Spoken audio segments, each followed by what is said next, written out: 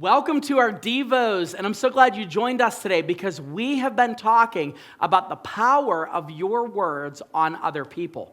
And believe it or not, God has injected power into the words that He gives us to use. So knowing this, we have to use our words carefully.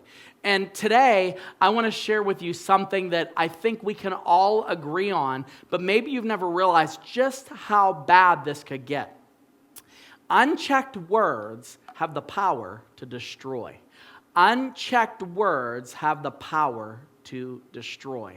Now, I might want to call this idle words, words that are careless, not words that don't have meaning, because I don't think the words are just meaningless, but they're words that have no thought behind them. And what happens is if you don't think before you speak, or you don't think before you articulate something you're thinking or feeling, you could really find yourself in trouble, and you could really hurt other people. Now, this is definitely proven by that simple phrase, okay? And you've heard this, and I'm going to give you one of the biggest lies that you have ever heard in your life.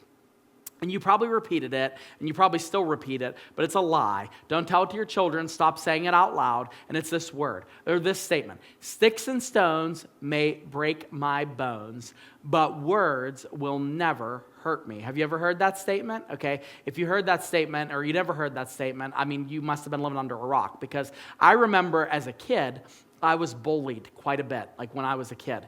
And I always used to say, like my mom would try to spin it in such a way, they're like, well, they're bullying you because they see how good of a potential you have. I'm like, no, they're bullying me because I have a fanny pack and because I'm wearing like a sweatpants suit that's mismatched. That's why they're bullying me. Didn't have any fashion sense back then. Not much better now, but back then there were some reasons why I was being bullied, okay?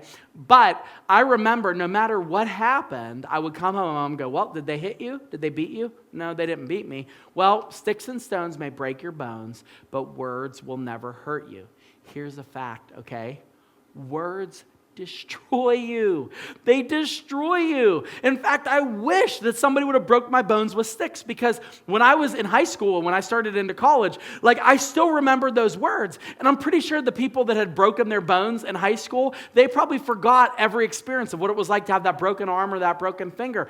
Words have the power to destroy. So don't take this lightly. Sure, you have the power to overcome the words. Sure, you have the power to ignore them. But let's be honest.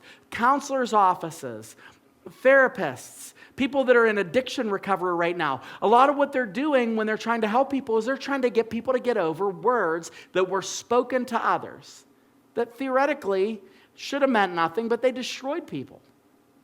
Proverbs says, in Proverbs chapter 29, verse 20, it says, do you see a man who is hasty or useless or careless or fast to give up in his words? There is more hope for a fool than for him. He says the person that's hasty, the person that's always talking, the person that's not thinking before they're talking, the person that just says what every thought that's in their mind, they can really destroy people. And they can destroy themselves by the reputation they get for being this kind of a person.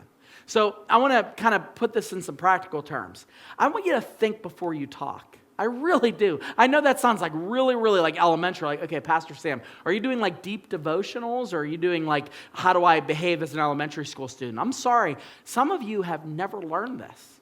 And you think that just because the thought comes into your mind, you're like, oh, I'm one of those people that don't have a filter. And you think it's cute. It's not cute.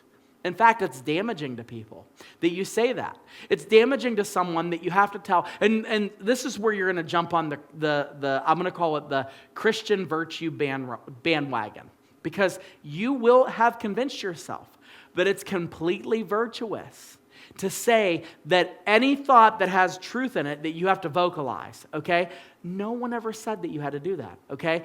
As Christians, we are accountable by God to be truthful all the time. You know what we're not accountable by God to do? To tell all of the truth all of the time, okay? You don't have to tell all of the truth all of the time. And if you think that you do, that's crazy.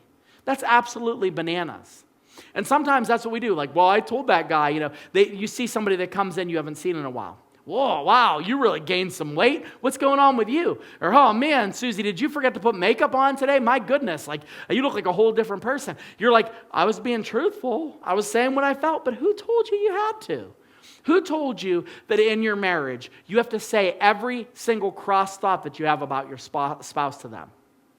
Did you ever think about going into your closet in prayer and praying, God, I don't want to feel this way, but I don't want to vocalize these things. God, change my heart. Did you ever think that maybe you're the one that has work to do on that? Instead, no, what do? We get hasty to be truthful. And I think that the truth is that some of us, we just aren't thinking about anyone but ourselves. We want to absolve ourselves of our thoughts, and we want to get them out there, and we want to have some sort of badge of honor, but frankly, we're not thinking of others the way that Jesus did. Look at how gracefully he spoke to people that were caught in sin. Look at how gracefully Jesus spoke to even people that were accusing him and people that were dealing with him. Like grace, grace, grace, grace, grace. Anything untruthful that Jesus ever said? Absolutely not. But we can learn a lot about communication from how he handled dealing with people. So here's my challenge. For those of you that are proudly wearing a t-shirt right now that says no filter, broken filter, say what's on my mind, here I am, I said it, too bad, it's your problem. I want you to think about others. I want you to think about the power that your words have. And before you say something, I want you to say, is this going to edify them? Is this going to help them? Is this going to bring them to a place where they're closer in their relationship to Jesus? Is this going to bring them to a place where it's building them up, as we talked about in day one, that it's edifying them, that it's, showing them something about them that God wants them to know? I mean, here, I'm not saying don't ever confront somebody. I'm not saying don't ever rebuke someone. I'm not saying to be untruthful. But what I'm saying is, I really want you to carefully think about your motives and not be hasty.